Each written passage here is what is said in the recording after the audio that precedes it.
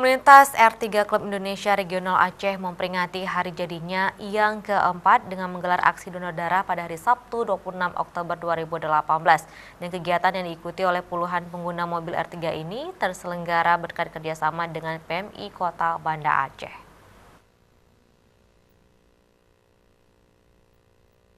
Puluhan member R3 Klub Indonesia mendatangi UTD PMI Kota Banda Aceh untuk mendonorkan darahnya. Kegiatan sosial tersebut dilakukan dalam rangka memperingati anniversary keempat tahun 2018.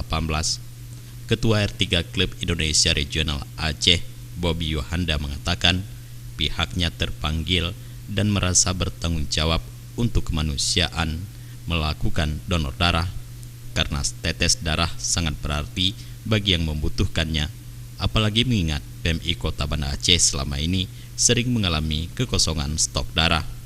Sebagai komunitas otomotif, R3 Klub Indonesia di usianya yang keempat menurut Bobby terus berupaya melakukan hal-hal yang positif dan bermanfaat bagi banyak orang. Oleh sebab itu, RC bangga dapat mewujudkan aksi kemanusiaannya dengan melakukan donor darah bersama member di komunitasnya sebagai wujud kepedulian sosial.